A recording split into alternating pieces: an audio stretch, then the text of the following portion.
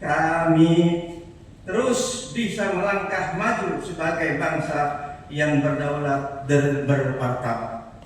Yang hadir, kami mengundang dari perwakilan pertama dari Majelis Ulama Indonesia Kota Jakarta Pusat, kedua Persekutuan Gereja-Gereja Indonesia PGI Jakarta Pusat, ketiga Uskupan Agung Jakarta Pusat, keempat Sukaduka Hindarma Jakarta Pusat, kelima Walubi Jakarta Pusat, keenam Majelis Tinggi Agama Konghucu Indonesia Jakarta Pusat, ketujuh Makmaul Anwar Jakarta Pusat, kemudian Pemuda Muslimin Jakarta Pusat, kedelapan Pemuda Katolik Jakarta Pusat, 9 Aisyah Jakarta Pusat, dan terakhir Persatuan Islam Persis Jakarta Pusat.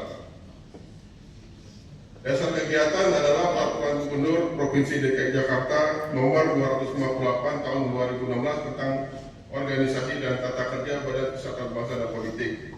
Kemudian yang kedua, perubahan dokumen pelaksanaan anggaran warahmatullahi wabarakatuh. Selamat pagi, salam sejahtera untuk kita semua.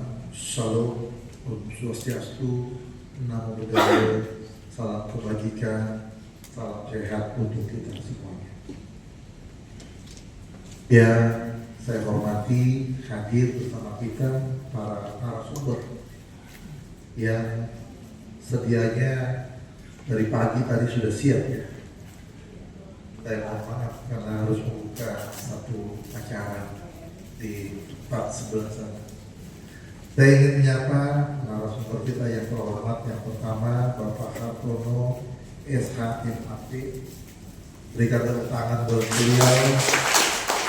Beliau adalah Kasubdit Pembina Kerukunan Antar Suku, Umat Beragama, Ras dan Golongan dari Kementerian Dalam Negeri. Tetangga kita dekat dengan Medan Merdeka Utara ya. Kemudian juga yang nggak kalah asingnya buat teman-teman di Jakarta Pusat berdua ini tokoh yang luar biasa. Yang pertama saya sambut Haji Robi Fadil, tangan juga.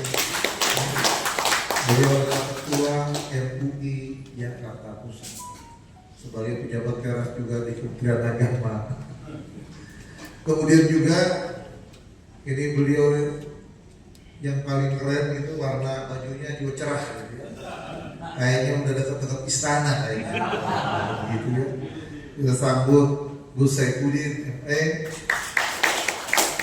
Beliau juga adalah Ketua PGNU Jakarta Pusat ya. Kemudian saya hadir bersama teman saya, ada asisten ekonomi pembangunan sekaligus juga merangkap sebagai PLT asisten pemerintah Pak Ginting ya. Kemudian tentunya yang punya hajat Kasubatis Bangkol Pak Rahmat Hidayat. Mohon maaf saya sampaikan yang terakhir ya.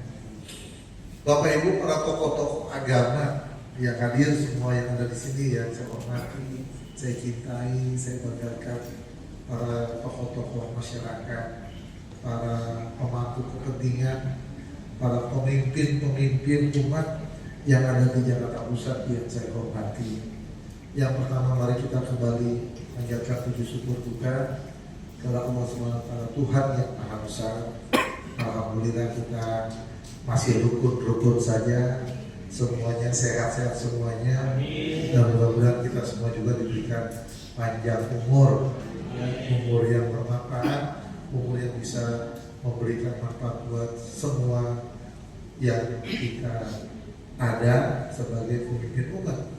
Bapak Ibu sekalian, hari ini saya bersyukur bisa hadir dalam satu silaturahim antara pemerintah daerah dengan para pemuka agama dan organisasi kemasyarakatan. Saya bersyukur Jakarta Pusat ini dipimpin oleh pemuka-pemuka agama yang aktif, pemuka-pemuka agama dan juga tokoh-tokoh masyarakat yang betul-betul mampu dekat dan juga bisa membawa umatnya ataupun pengikutnya dengan ajaran-ajaran yang baik-baik. Kita harus sadari bersama bahwa Jakarta Pusat kita ini ini epicentrumnya Indonesia. Ya, kalau turunkan lagi epicentrumnya Jakarta, tapi saya naikkan sedikit jadi epicentrumnya Indonesia. Kenapa? Karena pusat pemerintahnya ada semuanya di sini. Kalau kita pernah mendengar namanya IKN, ibu kota negara yang mau dipindahkan ke IKN sana Nusantara, sampai hari ini belum pindah. Bahkan perpresnya sudah ditandatangani, ya, bahwa perpresnya itu yang di Nusantara itu, sementara ini tandatangani perpresnya apa? Ibu kota politik. Saya nggak ngerti ibu kota politik itu apa gitu ya. Jadi ibu kota negaranya pasti Jakarta. Tangan lagi. Jadi Bapak Ibu terjemahkan aja, ibu kota politik itu apa? Tapi kalau ibu kota negara masih Jakarta. Jadi paling tidak saya suka diejek kawan-kawan saya, dia bilang siap-siap aja nanti kalau ibu kota negara pindah ke Nusantara sana. Satu ketika saya dari Jakarta pergi ke satu tempat yang namanya Nusantara tadi di Kalimantan Timur, teman-teman saya sudah siap menunggu situ. Dia bikin ucapan selamat datang orang daerah. Kita sebut dari kita orang ibu kota negara, tapi rupanya Jakarta masih ditetapkan oleh pemerintah ya sebagai ibu kota negara. Nah, ibu kota negaranya di Jakarta, sentralnya adanya di Jakarta Pusat. Maka saya bilang ini epicentrumnya. Apapun yang terjadi di Jakarta Pusat itu ramainya minimal se-Indonesia, jauh lebih besar lagi sedunia. Jadi ada, saya nggak ngerti apa itu anekdot atau apa, ya rupanya aksi-aksi unjuk rasa kita beberapa waktu yang lalu itu jadi trigger ke berbagai belahan dunia lain gitu, ikut-ikut seperti itu. Tapi itu yang kurang baik ya. Nah, oleh karena kedudukannya Jakarta Pusat itu menjadi epicentrum, tentu kita harus hati-hati merawatnya. Ya, betul kan? Udah paling pintarnya Jakarta itu pusat. Jadi kita harus hati-hati merawatnya. Mulai pemerintahannya, dalam hal ini saya yang diamanahkan, ditugaskan sebagai wali kota dan jajaran para camat, para lurah, termasuk Bapak Ibu, para pimpinan-pemimpinan, tokoh-tokoh agama maupun tokoh-tokoh masyarakat. Harus hati-hati, harus pandai-pandai bagaimana merawat umatnya dalam rangka menjaga stabilitas, kondisivitas yang ada di wilayah Jakarta Pusat. Istana Negara hari ini. Demo di Jakarta Pusat melebihi makan tiap hari. Kalau makan itu sehari paling kan 3 atau 4 kali tak perlu yang lewat. Ya. Kalau uangnya lebih sehari bisa 4 kali makannya. Tapi mungkin umumnya 3 kali. Demo di Jakarta Pusat bisa 5, bisa 10 kali di berbagai tempat. Demo ke istana, maka demonya di depan patung kuda. Yang udah selesai demo dia pulang, datang lagi gantian. Udah kelompok 2 selesai, datang lagi kelompok 3. Ini baru yang satu titik. Belum titik satu lagi di mana? Gedung DPR MPR. DPR MPR itu masih wilayah Jakarta Pusat. Dia demo lagi di sana. Maka aparat keamanan TNI Polri ikut jaga di sana. Ya. Belum selesai di sana, kantor kementerian di demo juga. Ya. Karena kantor kementeriannya ada di Jakarta Pusat. Lagi ngurusin kantor kementerian, geser lagi Free Palestine, demo depan paling apa? Amerika. Jadi ini pusatnya, tempat orang daerah kecewa, entah pilkada prosesnya, entah gubernur atau bupati, wali kotanya yang mungkin sewenang-wenang, demonya di Kementerian Dalam Negeri, mukanya itu Jakarta Pusat. Jadi semua ada. Oleh karenanya saya mengajak pada Bapak Ibu sekalian, para tokoh agama,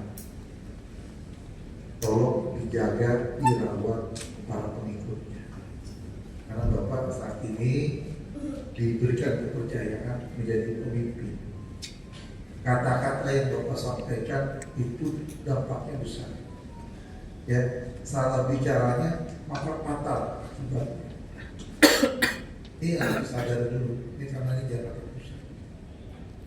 Nah, peristiwa kemarin pada saat aksi unjuk rasa, tentunya kita menyayangkan yang keprihatinan yang mendalam terhadap aksi-aksi yang sifatnya anarkis. Kalau menyampaikan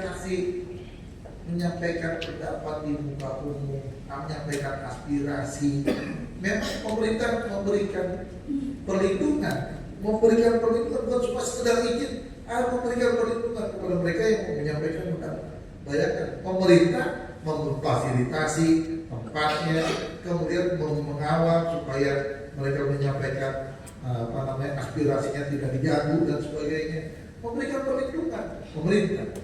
Tapi kalau yang kemudian terjadi ekses berikutnya dengan berusaha membakar, menjarah, ini menurut saya semua agama tidak ada yang menganjurkan, memperbolehkan menjarah, merusak. Nah ini keprihatinan kita sama-sama bisa menyaksikan, walaupun hanya sekedar lihat di handphone atau di layar TV ada rumah-rumah tertentu yang dijarah, diambil semua orang-orang, seolah-olah hukum tidak ada yang mampu melindungi. Andaikan itu terjadi pada diri kita sekarang, diri kita diperlakukan seperti itu, sungguh-sungguh itu menunjukkan bahwa kita belum siap untuk menjaga orang-orang untuk dihormati, dihormati. Nah, oleh karena itu saya meminta kepada Bapak Ibu sekalian, para tokoh agama, tolong sampaikan kepada pengikutnya, kepada umatnya, kepada satuan-satuan anggotanya, sebarluaskan sifat-sifat kebaikan, sifat-sifat kebaikan. Kalau dia berpendidikan dengan akhlak yang baik, rasanya tidak mungkin dia melakukan. Kita pendidikan boleh tinggi, tapi ketika bicara akhlaknya tidak baik, agamanya mungkin kurang kali, udah ikut. Mohon maaf, ibu-ibu juga ikut ngambil di musuh bakal-bakal, ikut-ikutan musuh. Lumayan, walaupun mesin cuci bisa. Ambil lagi lumayan dapat embernya bisa gitu. Ini kan sungguh keprihatinan. Apakah seperti itu? Bangsa kita yang ada di Jakarta ini khususnya, apakah itu sangat merendahkan dirinya? Nah, saya berharap kepada kita semua, ayo kita bahwa hal-hal itu tidak boleh lagi terjadi. Paling tidak di Jakarta Pusat itu menunjukkan halte MRT yang di Senen dibakar, dijarah, diambil barang-barang tersebut. CCTV yang dipasang untuk memantau pergerakan orang, dia tahu, wah ini bahayanya, dirusak CCTV. Dia paham, kelihatan, takut nanti dipanggil paskanya gitu, dirusak. Berapa besar biaya pemerintah yang uangnya juga dari rakyat, memperbaiki lagi Bapak Ibu sekalian. Bayangkan jembatan penyeberangan orang yang ada di jembatan depan Senen sudah bagus, sekarang menunggu nanti perbaikannya dilakukan oleh Kementerian PU sampai nanti di bulan November Desember baru menyangkut waktunya cukup lama untuk memperbaiki. Kita Jakarta, khususnya pusat ini juga beragam agama ada, suku bangsa lengkap. Jadi miniaturnya Indonesia ada semua. Apa itu yang disebut moderasi beragama dulu ini sebelum masuk ke filosofis dan seterusnya? Moderasi beragama sering diartikan keliru seperti moderasi agama yang didengarnya moderasi agama, padahal konsepnya begini ya, saya baca ini biar syaratnya nggak salah ya Pak. Ini ilmunya begini. Jadi moderasi beragama itu cara pandang, sikap, dan praktek beragama dalam kehidupan bersama dengan cara mengejawantahkan esensi ajaran agama dan kepercayaan. Nah, ini ada konsep unik nih Pak, Bapak Ibu sekalian. Ada agama dan ada kepercayaan. Ada perwakilan kepercayaan penghayat kepercayaan yang melindungi martabat kemanusiaan. Tolong garis bawahi. Jadi kalau beragama, berkepercayaan, esensinya berarti harus melindungi martabat kemanusiaan. Kalau ada pengejawantahan sikap dari oknumnya, dari seseorang yang mengaku beragama tapi tindakannya tidak melindungi martabat manusia, berarti dia bukan agama yang berarti dia oknum ini tidak mempraktekkan agama yang moderat, agama yang melindungi. Yang sesungguhnya agama-agama itu yang hadir di Indonesia yang ada Bapak Ibu sekalian itu semuanya moderat sebenarnya, mengajarkan kebaikan, perlindungan kemanusiaan, gitu, toleran dan seterusnya gitu. Juga membangun kemaslahatan umum.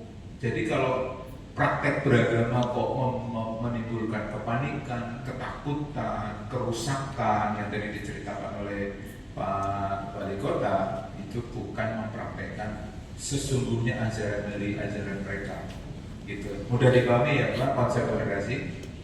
Dengan berdasarkan pada prinsip adil, berimbang, dan menaati konsep konsensus dasar. Jadi keseluruhan dari praktek moderasi itu perlindungan terhadap kemanusiaan, kemudian kemaslahatan, itu adalah semangat juga dari penghormatan kepada nilai-nilai Pancasila Undang-Undang 45, kemudian juga Bhinneka Tunggal Ika dan NKRI sebenarnya lebih lengkapnya. Nah, padahal nilai-nilai soal perlindungan kemanusiaan, juga perlindungan kemaslahatan itu sebenarnya ada dalam konsep Pancasila kita dan seterusnya. Lalu kembali ke halaman 1, urgensi kalau ada, tolong itu. Lalu kenapa ini kemudian dengan konsep yang seperti itu, kenapa kemudian dikonsepsikan seperti itu? Karena ada peristiwa-peristiwa. Nah, sebelum sampai situ saya ingin gambarkan bahwa kenapa kemudian timbul moderasi itu. Padahal sebenarnya kalau kita mau bicara membuka mereview sejarah kita Bapak sekalian, 1021 tahun yang lalu, abad 14, bangsa kita itu pemikirannya sudah sangat visioner ya. Putan Tular dan kitab Sukasoma ya, Bhinneka Tunggal Ika, Tanhana dan Romo Loa, bahwa bangsa kita ini sebenarnya dari bangsa Nusantara ini dari Sabang sampai Merauke pada zaman itu dengan kerajaan-kerajaan yang ada, dengan agama-agama yang sudah hadir, yang lebih awal kan ada Hindu, Buddha, terus agama-agama lokal kepercayaan dalam hidup ini itu sudah tumbuh secara berdampingan. Bahkan kemudian dilahirkan dalam suatu hak kawin, dalam suatu konsep bahwa Bhinneka Tunggal Ika berbeda-beda tetapi tetap satu juga. Nah, kurang apa moderatnya kita dalam konsep beragama dan juga konsep berbangsa yang ada dalam konsep Nusantara kita gitu kan. Lalu dari mana lagi bangsa ini kemudian membicarakan soal moderat, soal penghormatan kepada kemanusiaan? Lahirlah konsep negara bangsa ya, pada tahun 1945 ketika negara ini mau didirikan. Nah, di situ diuji Pak, Bapak Ibu sekalian, negara ini mau didirikan di atas konsep apa? Semoderate apa ideologi kita? Dari berbagai ekstrim multikulturalisme. Ya, ada 1.200 suku bangsa, ada 700 sekian bahasa, ada 317.000 pulau di Indonesia. Dan sampai saya bisa simpulkan bahwa perbedaan bangsa kita itu sangat ekstrim.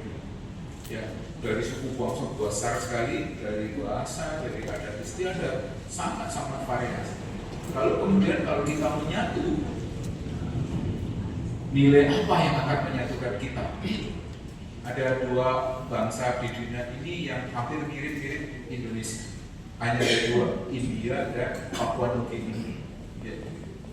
Di India bahasa resminya sampai 20. Kalau kita bahasa resminya cuma 1. Tapi variasi kehidupan sosial budaya mereka ya masih jauh di bawah kita, tapi mereka juga ratus. Tapi nggak sampai ribuan. Papua Nugini juga begitu. Lalu coba bayangkan Bapak sekalian, pada tahun 1945 ketika tokoh-tokoh anak-anak bangsa kita yang terdidik, tercerahkan akan membangun sebuah bangsa, jika saja mereka tidak toleran, mereka bisa jika saja mereka tidak moderat dalam hal pemikiran, mungkin nama Indonesia itu Jawanesia. Betul nggak Pak? Karena dari 900 anggota PKI adalah mayoritas orang Jawa. Gitu. Kenapa milihnya Indonesia? Nah, kalau saya ceritakan itu panjang, nanti saya diundang lagi deh menjelaskan kenapa nama Indonesia. Kenapa nggak Jawanesia? Padahal penduduk waktu itu 70-80% orang Jawa. Indonesia ini bangsa Melayu atau Melayunesia, karena bahasa yang mayoritas dipakai adalah bahasa Melayu. Coba, sudah tergambar ya Pak, bahwa bangsa ini kan hebat sekali. Ya lihatlah apa yang ada di ruangan ini. Saya yakin kalau ruangan di dalam ruangan ini kompak, Indonesia akan kompak. Karena seperti yang disampaikan oleh Pak Wali, Jakarta Pusat ini sentrumnya Indonesia. Kalau di ruangan ini goyang Pak, di ruangan ini goyang nih, ini karena ini sentrum nih, maka Indonesia akan goyang. Kalau di sini kuat, persatuannya kuat, insya Allah Indonesia akan kuat. Bahkan Indonesia mungkin akan berusaha berdiri 102 tahun sampai 300 yang akan datang. Amin. Kenapa? Bicara dengan materi yang ingin saya sampaikan adalah bagaimana partisipasi umat beragama ini dalam toleransi beragama. Bicara soal toleransi itu, kenapa sih kita harus bertoleransi gitu ya? Kenapa harus ada toleransi? Sebelum kita bicara soal toleransi, saya ingin melatar belakangi adalah perbedaan. Adanya toleransi itu karena ada perbedaan. Seandainya kita semua ini satu, warna kulitnya satu, keyakinannya satu, agamanya satu, bahasa satu, semuanya satu, rasanya nggak perlu toleransi. Adanya toleransi itu karena adanya perbedaan. Kenapa kita berbeda? Memang Allah yang menginginkan, memang Tuhan yang menginginkan berbeda. Bukan Tuhan nggak bisa kita ini satu. Sangat-sangat, karena Tuhan itu maha kuasa. Apa yang tidak bisa? Seandainya kita satukan dalam satu, seperti malaikat, warnanya sama, jenisnya sama, keyakinan sama, pandangannya semua sama. Tuhan itu sangat mampu. Tapi memang Tuhan menginginkan itu. Ini saya ingin menyampaikan dalam pandangan Islam kan. Di Al-Quran itu disebutkan, ya ayuhan nas, inna khalaqnakum min dzakarin wa unsa wa ja'alnakum syu'uban wa qabaila lita'arafu. Inna akramakum indallahi. Wahai manusia, Allah memanggilnya kata-kata manusia. Hai orang Islam, hai manusia, kalian ini diciptakan awalnya dari laki dan perempuan. Awalnya Adam dan Hawa. Dan kemudian kami menjadikan berbangsa-bangsa, bersuku-suku. Agar apa? Agar kalian semua ini saling mengenal.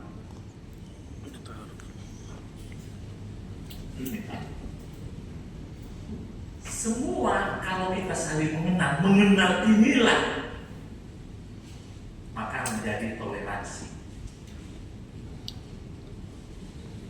Bentuk pengenalan kepada menjadi toleransi. Jadi Indonesia ini toleransinya itu sudah lama Pak. Kalau kita baca sejarah, Borobudur dibangun oleh dinasti Syailendra yang beragama Buddha. Tapi dinasti Syailendra juga membangun candi Prambanan yang di sebelah situ Hindu. Jadi kita ini sudah terbiasa dengan perbedaan. Maka kalau ada orang sekarang ini yang tidak mau berbeda, dia sudah menyalahi program sebagai bangsa Indonesia. Bahkan founding father kita waktu mendirikan Indonesia ini, waktu membuat dasar negara itu Pancasila, itu kan pasal 1 itu bunyinya ketuhanan yang Maha Esa dan ya menjalankan syariat Islam bagi pemeluknya. Awalnya kan begitu. Tapi demi menjaga persatuan dan kesatuan, akhirnya founding father kita yang beragama Islam rela itu dihapus untuk menjaga. Saya rasa itu yang melatar belakangi kenapa kita harus bertoleransi. Jadi kalau soal pengertian toleransi banyaknya istilah atau dan segala macamnya ya. Cuma kita ingin meningkat saja bahwa tadi kenapa sih kita itu penting menjaga toleransi. Kira-kira apa pentingnya menjaga toleransi? Tadi sudah disebutkan oleh Pak Harto sebagai kita oleh Robi juga, gitu kan. Pertama, di sini kenapa pentingnya negara bersusah payah menjaga toleransi. Pertama adalah toleransi ini landasan persatuan dan kesatuan bangsa. Gak mungkin kita ini bisa bicara soal kesatuan dan persatuan selama kita sendiri tidak selesai soal urusan toleransi. Tapi saya ingin menjelaskan sedikit, kalau itu apa sih toleransi itu? Nah, kalau saya baca di sini, toleransi adalah kesediaan untuk memberikan kebebasan kepada orang lain untuk berpikir. Ya.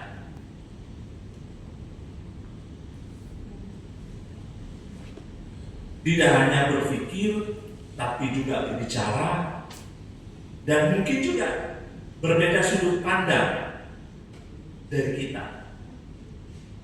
Baik itu soal keyakinan, soal agama. Itu toleransi. Nah, menurut menurut Messner dan Muhtadi, ya, itu toleransi adalah kesediaan untuk memberikan kebebasan kepada orang lain untuk berpikir, berbicara, dan memiliki sudut pandang yang berbeda dari kita sendiri tanpa mengganggu hak mereka. Ini Pak. Dan kalau menurut Powell and toleransi juga mencakup sikap menerima, menghargai perbedaan orang lain dan pengertian yang baik terhadap orang lain.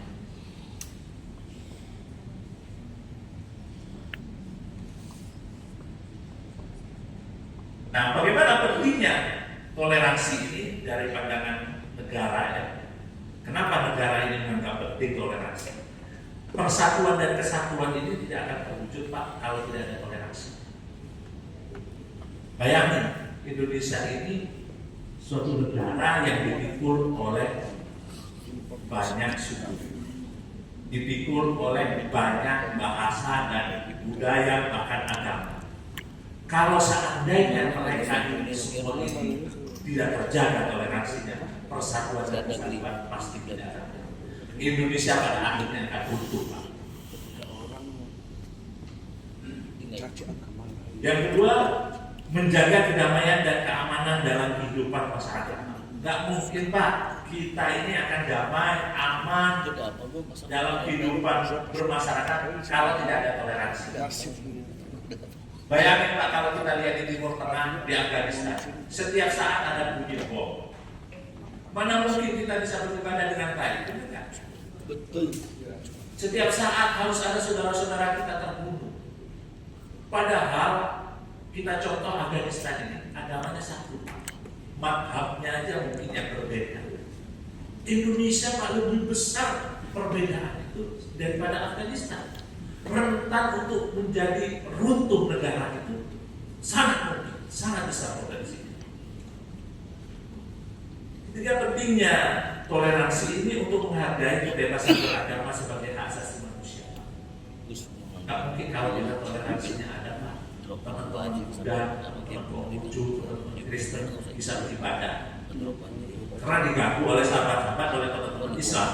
Begitu juga teman-teman Islam yang di timur, di Papua atau di NTT, nggak mungkin mereka itu, atau di Bali, nggak mungkin mereka teman-teman Muslim ini beribadah dengan baik kalau sahabat-sahabat agama Hindu tidak mempunyai toleransi.